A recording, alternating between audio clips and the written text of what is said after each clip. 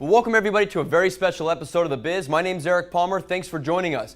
Now, in today's show, we're going to talk about a brand new term insurance product that just hit the market called Phoenix Safe Harbor. And here to address this with us is Charles Trular, a certified financial planner and a representative with Phoenix Safe Harbor. Charles, welcome to the show. Thanks, Eric. Now, break something down for us here, Charles. We typically talk about term insurance quite often in this industry. It's a death insurance. If I pass away, my beneficiary is going to get a lump sum of tax-free income. But this brand new product is a term with living benefits. And although we've seen a couple of these products kind of come out to the market recently, this one truly stands out. So what I want to do for the audience today is really talk specifically to the consumer out there. I know on our shows we address the financial planner quite often, but really this is a product for the average consumer out there. So first things first, tell us about living benefits. What does a term with living benefits mean? Sure, so let's talk about where we came from versus where we're at today. Where we came from, the old death insurance, just as you described it. You had to die to receive a benefit from life insurance. Well, but back then a heart attack was a death sentence, or cancer was a death sentence.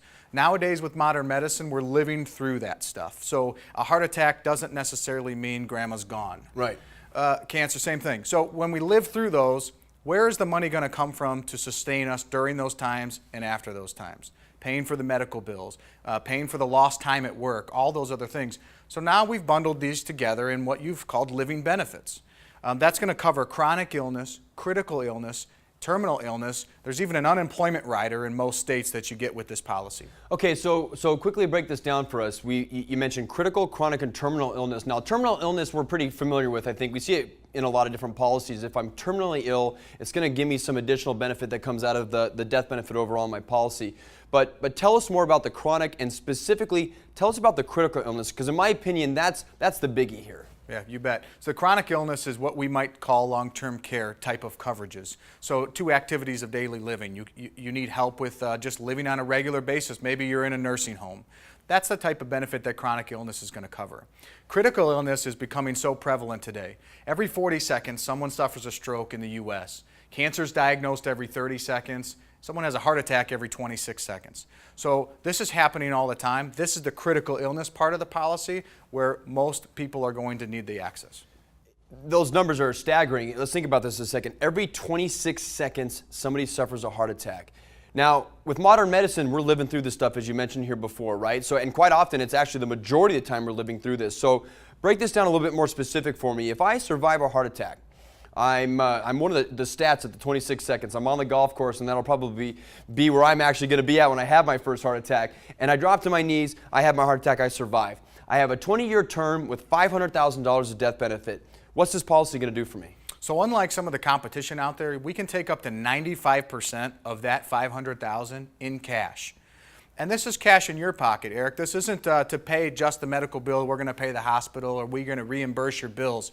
We're going to give you this lump sum of cash to not only use for those medical bills, but maybe lost time at work or some golf lessons. Right. Well, I'm probably going to need the extra golf lessons at that point. So what you're saying is, I have a $500,000 policy. I can get a $450,000 check while I'm alive to cover all the medical expenses, the lost time at work. What happens with the extra 50 grand left over? So you get to keep it.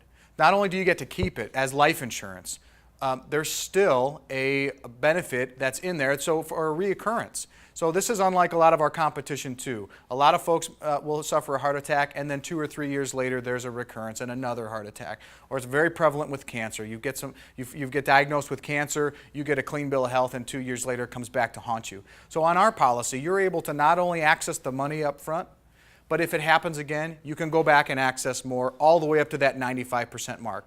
Now, once you've exhausted the 95%, you're left with 5% in actual death life insurance. Right.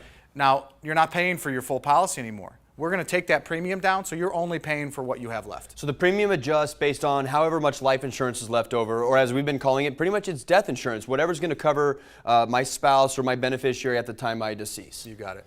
Now, what's interesting about this stuff is we typically think about having to buy these coverages separately. So let's walk through some cost analysis here for a moment. So long-term care, very expensive, right? On a monthly basis, it's one of the most expensive types of insurances that you can purchase.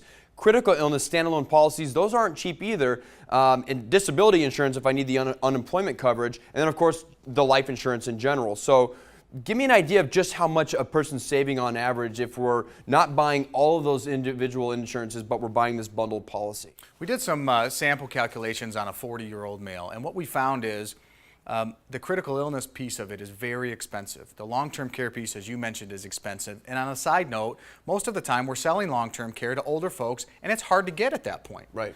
This takes care of that problem. So you've got your critical illness piece, your long-term care piece, and then of course your life insurance piece. On someone that's 40 that's in relatively good health, that would cost them $350 to $400 a month to piece those things together in their portfolio. We can do it with Safe Harbor for $50 a month. So I can choose $300+ in premium a month or $50 in premium a month. Now, granted, I'm probably sacrificing a total volume of benefit, right? But how many people can really afford $350 a month for insurance? I mean, most of us are trying to make ends meet with the mortgage. We've got the cars, we've got the kids. So I can get a relatively decent amount of benefit for what you're saying is practically about 20% of the overall cost. You got it. Well, you know, I could spend time talking about this all day long. I think it's one of the most brilliant products that I've ever seen hit this market. But I want to kind of address a couple more things real quick. You typically have to stay within budget. We understand that the average consumer out there, we have a price point in mind. There's a place we have to be, especially when we have the ability to shop all of these different products and benefits out there. I urge everybody that's watching this show to contact Charles and get a quote and just find out for yourself how much this is. At the end of the day, you don't want to burden your family while you're still alive. You don't want to burden your retirement accounts and have to live on less because you don't have money to cover the treatments. And again, remember the stats that we just talked about. 26 seconds having a heart attack, every 40 seconds having a stroke. That's a major number, and it's probably only going to continue to be that way as we continue to see modern medicine. We're going to live from these things. So